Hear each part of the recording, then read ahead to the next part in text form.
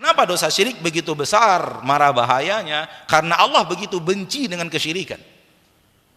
Kenapa Allah begitu benci dengan kesyirikan? Karena batu disamakan dengan Allah, pohon disamakan dengan Allah, keris disamakan dengan Allah. Faham maksudnya?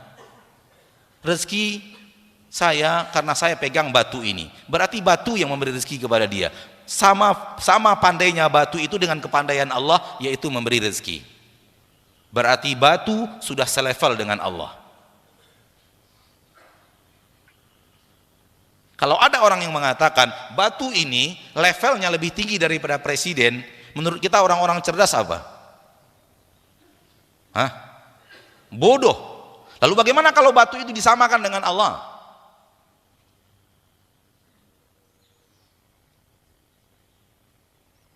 Maka Allah benci sekali dengan orang yang berbuat syirik. Karena dia angkat makhluk sejajar dengan Allah. Atau sebaliknya, dia turunkan Allah sejajar dengan batu.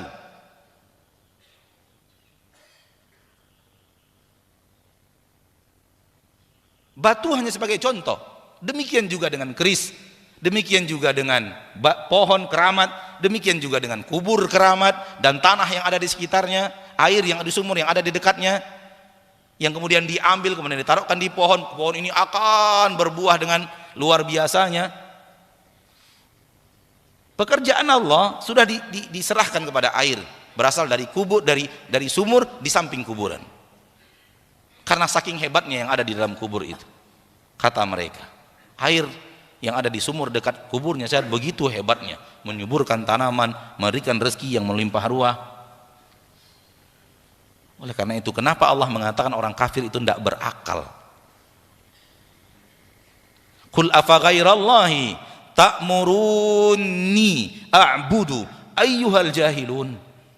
Apakah untuk selain Allah kalian suruh saya harus menyembah mereka, wahai orang-orang jahil?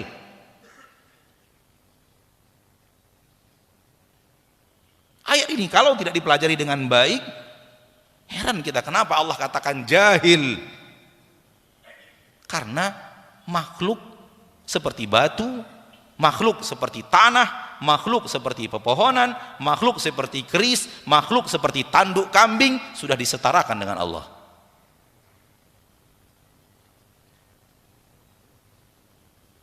Ada yang lebih bodoh daripada ini? Tidak ada.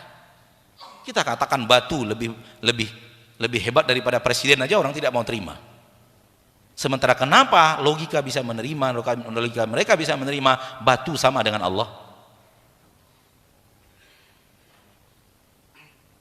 Tidakkah kita cemburu kepada Allah yang kita cintai disamakan orang dengan batu? Wahai orang-orang yang cinta kepada Allah, Rabbmu disamakan orang dengan batu, engkau tidak cemburu? Engkau tidak marah? Engkau tidak berontak? Engkau tidak nyatakan permusuhanmu kepada orang-orang yang menyatakan Rabbmu yang kau cintai sama dengan keris, sama dengan pohon? Mana imanmu kepada Allah? Sebelum mana cintamu kepada Allah? Sebelum mana imanmu kepada Allah? Orang yang kita cintai, yang maha bisa, zat yang kita cintai, yang maha segala-galanya, kemudian disamakan orang dengan batu. Lalu kita tidak protes. Lalu di hati kita tidak ada rasa benci kepada kelakuannya dan pelakunya.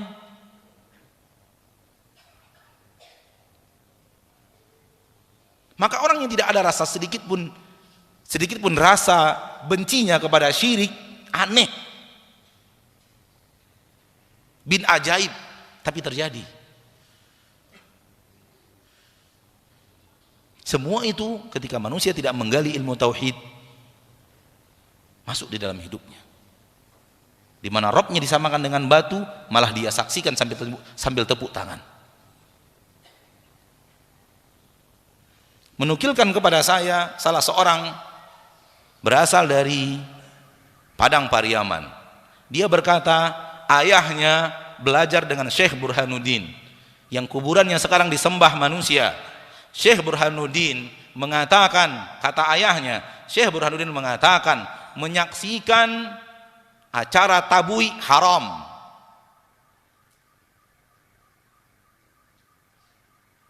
Kalau memang apa yang dia nukilkan dari ayahnya, dari Syekh Burhanuddin, berarti Syekh Burhanuddin ahli tauhid.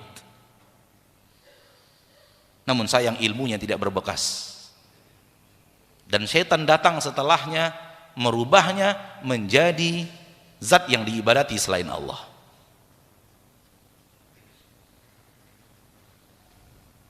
Sehingga sebagian rekan-rekan kita yang pergi ke sana untuk menyaksikan apa yang dilakukan orang di sana.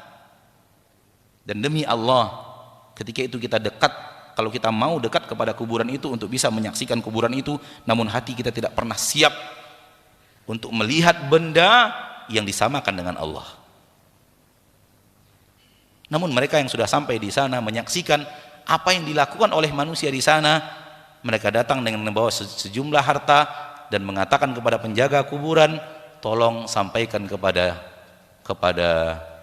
Syekh, tolong anak saya sedang sakit, tolong disembuhkan. Dan yang menyampaikan kepada saya adalah orang yang langsung menyaksikan apa yang dia saksikan langsung di tempat tersebut. Dan dia ada di sana ketika itu. Setelah 1 atau 2 orang muslimin yang meminta seperti itu, kemudian penjaga kuburan datang mengarahkan pertanyaan kepada kawan kita dan mengatakan, "Bapak datang untuk apa?" Kata saudara kita ini, "Saya datang untuk lihat-lihat aja." Ayo katanya, persembahkan mau apa, minta sesuatu. Orang datang jauh-jauh ke sini minta. Subhanallah. Dan riwayat yang sama dinukilkan dari pengarang kitab kita ini, Syekh Muhammad bin Abdul Wahab. Beliau pergi ke tempat-tempat kuburan-kuburan keramat seperti ini, lalu menyaksikan manusia minta disembuhkan penyakit kepada Allah, minta didatangkan rezeki. Minta dari kuburan, penjaga kuburan itu minta dilapangkan rezeki, minta disembuhkan penyakit. Setelah orang itu keluar dari tempat dia meminta itu, Syekh hanya mengatakan satu-satunya yang menyembuhkan penyakit hanyalah Allah. Itu dinukilkan dalam biografi hidup beliau. Ketika beliau membasmi syirik di negerinya, beliau datang ke tempat-tempat kubur-kubur keramat itu dan menyaksikan apa yang dikerjakan manusia. Ternyata manusia minta disembuhkan penyakit, minta didatangkan rezeki kepada yang ada di kuburan, dan itu dia kesyirikan. Syirik besar, meminta kepada selain Allah. Ketika orang itu keluar, Syekh menasihati sambil mengatakan, satu-satunya yang bisa memberi rezeki hanya Allah. Satu-satunya yang bisa menyembuhkan penyakit hanya Allah.